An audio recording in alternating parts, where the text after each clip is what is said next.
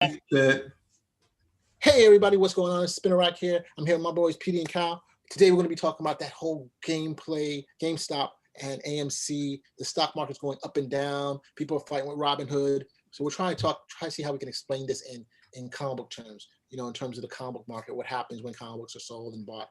So we're going to bring a resident expert in this, Calvin Ellis. Can you please enlighten us a little bit more on how this works in comics? Stock market, this is called a short. The idea of how a short works is that pretty much you're not advancing your own money. You're not advancing your own money.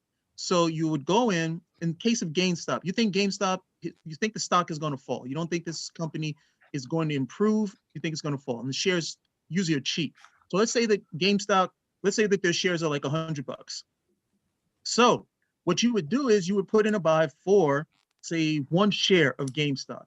But when you're putting in that buy, you're not putting up any money at that point. You're pretty much being fronted. Okay, so you got the share, but you're not paying for it right away. And then what your hope is now you just bought $100 worth of games. You just bought $100 worth of GameStop. Then, GameStop falls to the point, or rather, not so much $100, but you bought one share of GameStop. So now you owe one share. So let's say now that GameStop falls to $50. Great. You buy one share of GameStop, you pay back the share that you owed, and you made $50 on the buy that you did at this time. Comics work similar, but that usually happens with pre-orders. Okay, so let's say I went to Mars and say, hey, look, there's a good book coming out. It's going to be, everybody's going to want it. It's Amazing Spider-Man 55. Look at this great cover. And he's like, well, how many copies? How many copies do you think I should buy? I think you should buy 10 copies. Okay. And I show them the pre-orders, and the pre-orders are going through the roof. Okay. The pre-orders are going through the roof. It's like $30 a copy or something of that nature. And I tell him, look, you'll do $30. I'll do $15 a copy. He's like, wow. But what Mars doesn't know is, like, usually the pre-order sales outgross the regular sales. So now Mars says, okay, great. I want 10 copies. Here's $300. So I take the $300 and I wait. After the book is released, it's no longer going to go for that high amount. It's going to drop. Okay. I wait until the book drops. Okay. That's not going to take long. It might take only about 3 days. I buy 10 copies. Okay. I give him the 10 copies that he wanted, and I still make a profit on it that way. Okay. So that would be the equivalent of doing it in comics. But in both cases, you're pretty much not fronting your own money. Okay. What you're doing is somebody else is pretty much fronting their money, and that's how you're making the profit on it. Well, thank you, Cal. Appreciate it. But isn't that unethical? Is it? As long as you supply everybody with what they're putting their money up for, you haven't broken any laws. You didn't mislead anyone. You delivered on exactly what you were supposed to deliver. In terms of the stock market, you ask, to be fronted for a share, and you paid for that particular share. Same thing with the comics. Where people always... What about if Where people always get tied up, it's when they see, oh, you made money and I didn't. That's where people usually get tied up. Got it. So what about when a comic comes out and people are like saying, hey, this comic is going to be, it's a huge hit right away. There's a small run on the comic, and the price is going up very, very fast, very high. And then all of a sudden you get a second run of the comic by the comic book company, and the price drops. So all those guys who bought on thinking that this was a limited amount of comics or something, doesn't that also affect price? How does it go down, basically, what I'm saying? Well, it depends. It depends on how hot the comic is. It depends. I mean, there are a lot of different factors. There was I think Gabriel Dell'Otto did a Spider-Man cover a while ago. It might have been Spider-Man 50. And he did the first cover. All these guys went, they bought the cover, and the cover had the title, the mask that the Amazing Spider-Man. The very next week, they released a virgin cover of that same book. Now, none of these guys knew that the virgin cover was coming out the next week. So all the guys who had bought that book and were hoping to maybe make some money on it, they got totally sidelined, because that virgin cover became that's usually guys want that better because it's just the clean art cover. So they wanted the virgin cover more. So if you had that other one, you got stuck with it. God knows what you paid for it. And it was going to be impossible to move that book quickly, which is what a lot of guys want to do. They want to make their money quickly. So, I mean, you could have a book and that, if a book sells out, they're going to do another printing. That's a rule of thumb. Usually, I'll try to go for the later printings because they tend to be rarer, and most of the guys weren't paying attention to them. And then that becomes the rare book. Everybody wants that one because there are less copies of it. And collecting is about having rare, scarce books at the end of the day.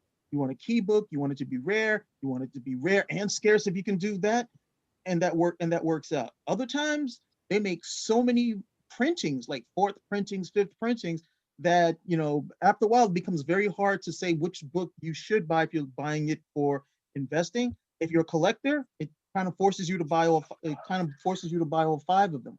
But the parameters are different, because sometimes they'll put different cover art on one of the later printings, and that cover art makes that book, to be honest, sometimes there was what was it?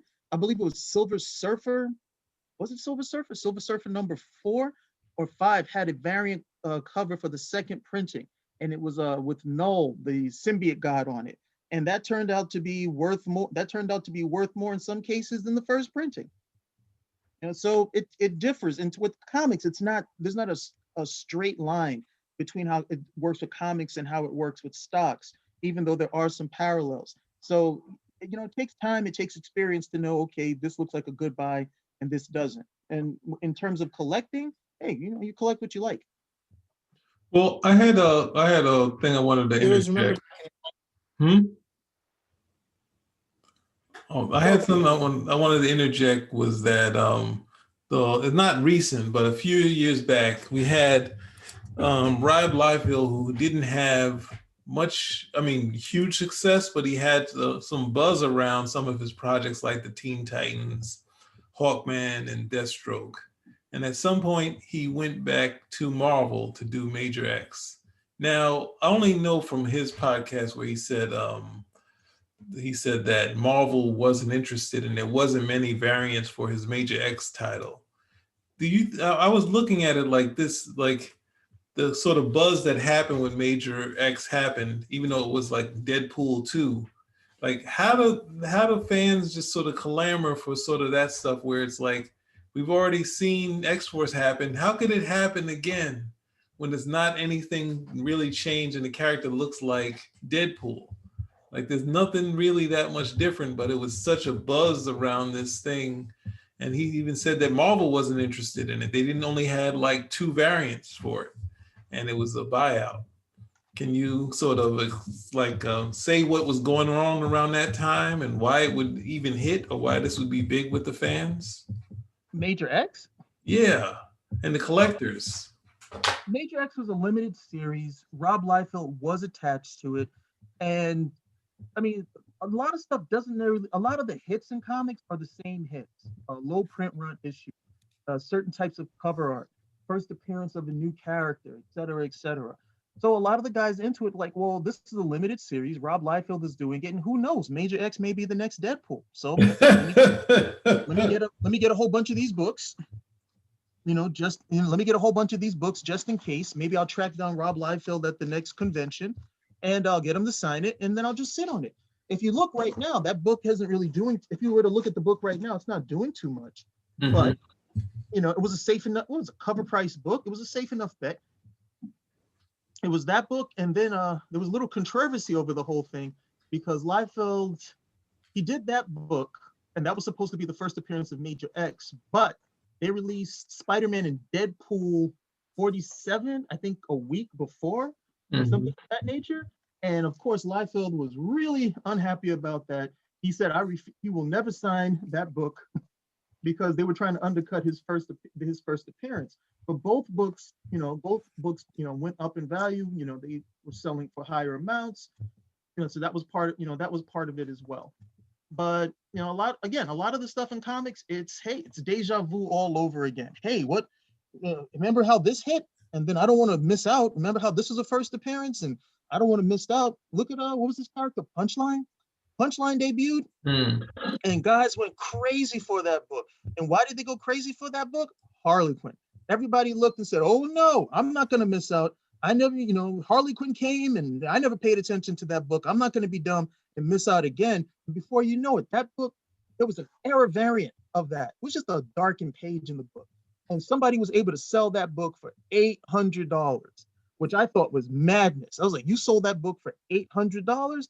And then I'm thinking about the guy who bought the book, and I'm like, well, how long is he going to have to wait in order to turn a profit on that book? At $800, you're not making a profit for me unless you're able to sell it for 16 or 2,000 bucks at the end of the day.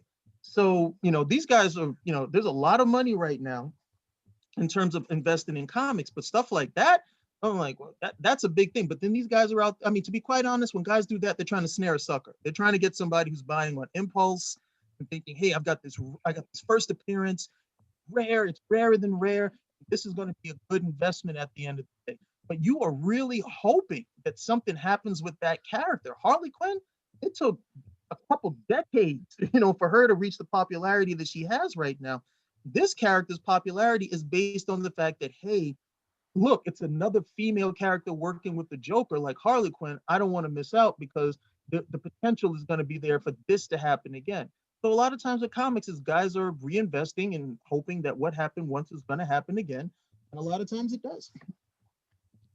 So is this basically a repeat of the 90s market where people were buying tons of comics saying, hey, it's an investment, you can't lose on this? No, because those guys are buying books like Chromium Man, Chromium Man, like 3,000 copies of Chromium Man numbered, and there was nothing. It's like how, before years we had the gold standard.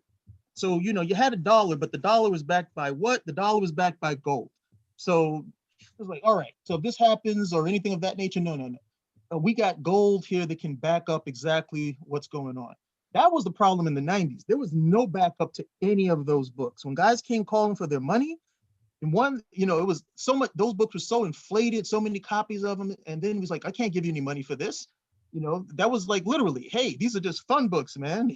What do you mean this is number one of 3,000? Who cares? It's Chromium Man. You got come back when you got Amazing Spider-Man number one, or Action Comics number one, or something of that nature. Those were the books that made money. This time, it's a lot different because the comic book market, to be quite honest, I'm just coming to realize this myself. The comic book market in terms of collectibles was undervalued.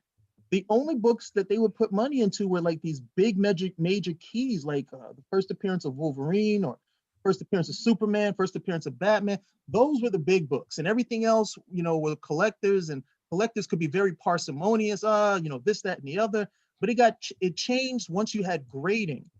And grading meant, okay, you have a third party establishing what the condition of this book was, and so you could justify more of the money. But also the public consciousness that went into it as well, where you have people now willing to throw some money because of what happened with between the series that have been successful, not just Marvel, but when you look and you have a series like The Boys or something like Witcher, which also has, is based on a comic, and even the limited success that the DC films has had, at least monetarily, you realize, hey, there's a big world. I mean, look at Netflix. You have some of the bigger shows, Umbrella Academy, based on a comic. Ariella, Warrior Nun, based on a comic. And the hits just keep on coming. There's a lot of stuff that you can mine in terms of content for all of these different places now and all of these different platforms in order to produce shows that, if people love it, it's a hit. People want to read the comic, so on and so forth. Look at Star Wars. Those comics, Dark Horse mined Star Wars for just about everything that you can imagine. They made all of these different series, and to be quite honest, they were dirt cheap. Nobody cared about them. Then you have a show like The Mandalorian. The Mandalorian is such a hit, and then all of a sudden everybody realizes, oh wow, there are all these Star Wars characters, all these books, and the books start flying. It went from me selling certain books for $10, it's up one book now is $200. One book. Hey, Admiral Thrawn. Most people don't know who that blue skin guy is. They could care less. But now, let The Mandalorian come out, and all of a sudden, those books start flying off the shelves. And the people looking to buy them are not just your standard comic collectors, but other guys who realize, oh, there's actually a gold standard behind this. Something behind it now. Okay, there's a show, okay, or there's a series or something that can actually draw people in repeatedly and keep them going in. So it's not just those superhero characters either. So it's a lot different. It is a lot different. I mean, like anything, anything could drop out, bottoming can fall out on anything at any particular given time. with the exception of horseshoes, because if anything goes bad, we're always going to need horses. So horseshoes are always going to be there for us. So always keep your money in horseshoes, if nothing else. But this was a lot different than the 90s, because in the 90s, it was comic collectors.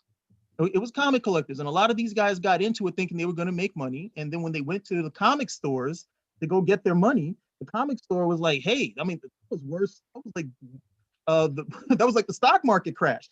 Those guys were like, what? You actually thought you were going to get money off this stuff? He's like, yeah, when I bought this, I thought you said it was a good investment. I didn't think you were really listening to me. I thought we were just talking. Well, with what you just said, I want to go to something that you sent me the other day and have you talk about it, because this is a new thing to collecting.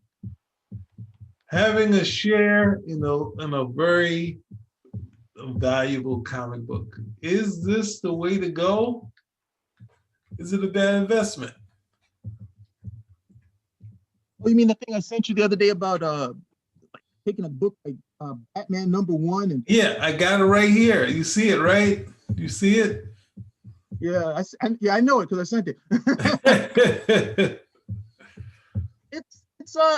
It's like telling somebody, hey, you can own a portion of a bar of gold. Come on.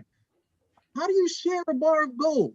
You can say, look, I got 10 bars of gold, and you can have, you can buy into one of them. And even then you would want to have possession of it.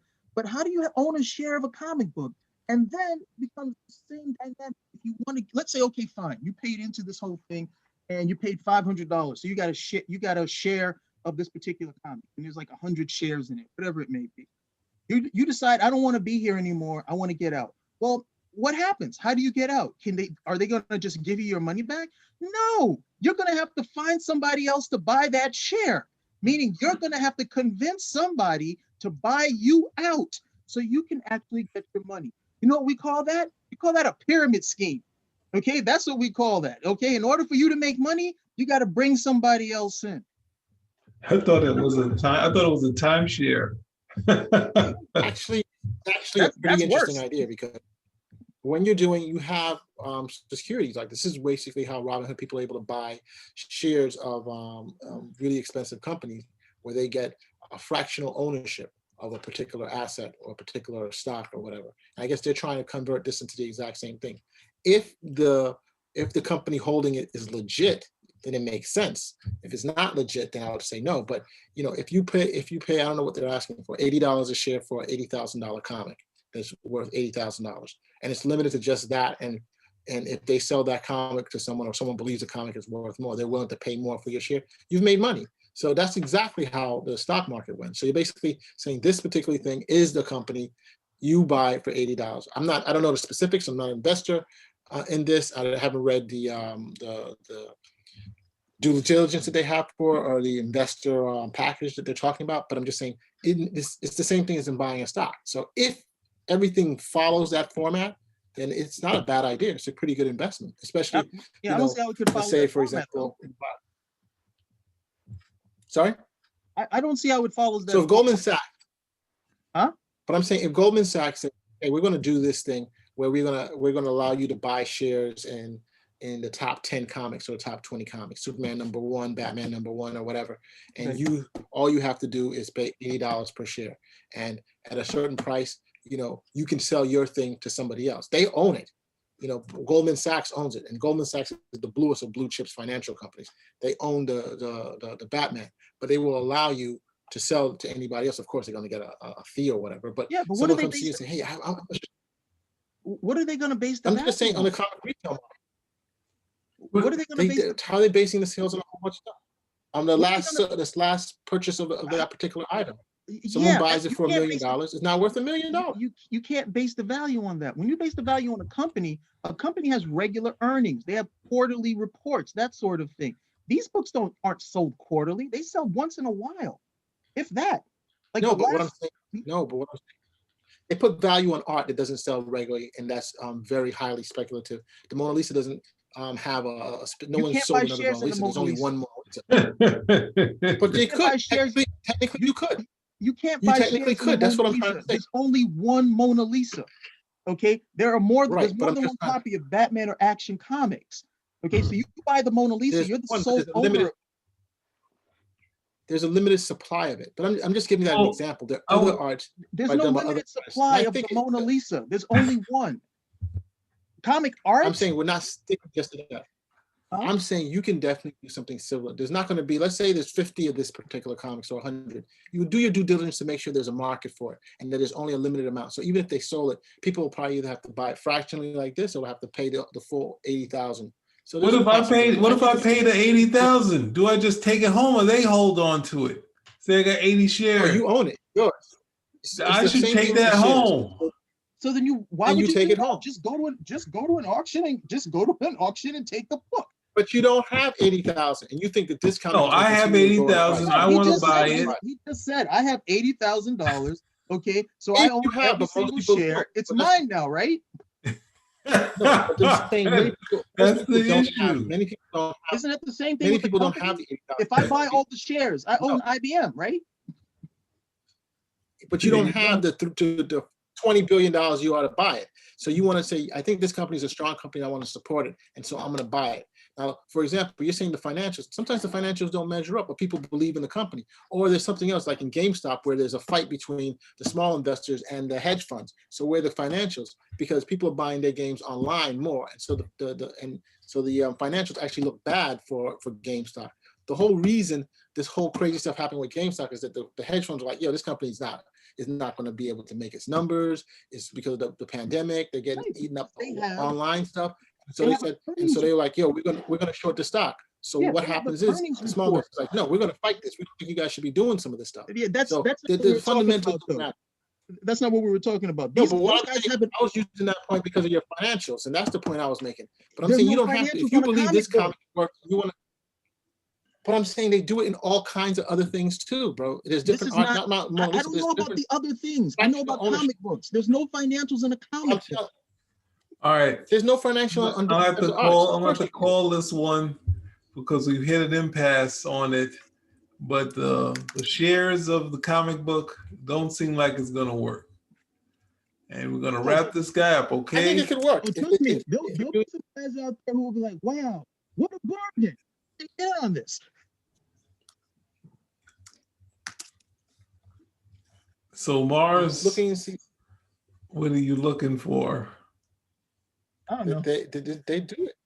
He's looking for earnings. He's looking for the earnings report on Action Comics 1. Or there is no earnings report on it. You don't have to have earnings. You just have to believe. This is a speculative thing. The idea is that if you buy those rare comic books, I pay 80,000. I sell it for 90,000. 90,000, and that's about it. That's what maybe it goes up to 100. Or 120. Then I'm like, wow, that really worked out. But that's basically the business. Yeah. I mean, the rule is, at least for me, if I buy a comic, I want to do 100% profit on the comic. Okay? Why? I made all of my money back. And then, regardless of whatever my fees were, taxes, all of that type of stuff, I know I'm still going to make a substantial profit at the end of the day for the money that I put in. Okay? That's always my rule at the end of the day. So if I'm spending 80,000, if I'm spending 80,000 on a comic, 90,000 after I'm going to be done with all these other fees, it's not, for me, it's like, look, it's not worth it. I might as well just kept my money. So I've got to put it into something where I know, look, I'm going to get a sizable enough return. So after, I know this money won't be free. I know I'm going to have to pay tax. I know I'm going to have to pay fees for whatever I used to sell it. So at the end of the day, I'm going to pocket enough money that expending $80,000 was worth it. Buying into that, I don't know. I mean, look, it's just it's just a prime grift. It's like, what's his name in A Raisin in the Sun? We're like, hey man, I'm gonna give you this money. You're gonna go get the liquor license. Mama, he ran off with the money, mama. He ran off with the money. Like, yeah, but they didn't see that coming, right? They do it for all kinds of things. Petey, get a hold of yourself, man. They do for all kinds of things. They do it for luxury assets. That was good. I haven't seen Petey like that ever. Yo, give me controls. Give me back the freaking controls. I gotta mute you. Give me back the controls. No one's ever called out racism's son in that way before, and it needed to happen after all these years. You guys are driving me crazy. Okay. Okay. So, for example, what I was saying is that they've done fractional ownership in all kinds. Hey, in all kinds of assets. All right, and it goes from. And I just sent you guys an article from Bloomberg Wealth of all places. You're talking about ownership of luxury assets from fine arts, vintage cars, even racehorses. I know someone who has a fractional ownership of a racehorse. You know what I'm trying to say? So it does happen. You can do it if you believe it. Jesus, yo, bro, Okay, are we doing an episode or what? Look. Are we doing an episode or not? Okay. Sorry. Look at the example with the racehorse. The racehorse has earnings, man. Come on. No, but The you buy racehorse it before you races. buy it before the earnings come out. But it's also the belief that it's going to go, that they're going to do well. It could go flat and you lose the money. You don't know. No, because then you can still put the racehorse. You can still put the racehorse out the stud. You can still put the racehorse out the stud, and you can make your money that way. You can't stud a comic. Or you can buy art. I'm not, dude. That doesn't make sense. Look, or you can buy art, fractional ownership of an art, and if it goes up in value, you get money. You know, this is what they do. Like, what's his name? Okay. Warren Buffett. I'm glad you said that. I'm glad you said that in terms of art. I own original art. I'm the sole owner of certain pages. Okay, I own original art, and I'm the sole owner of certain pages. If I want to make money, I have actually two options with the art. I can sell the original art, or I can make prints of that original page. Nobody else can make prints of it but me, because I'm the only owner. So I can go make prints of it, and then I can actually sign off as the only owner, so people will know this is certified. These prints came from the original. These are not copies of copies. So I can make money that way.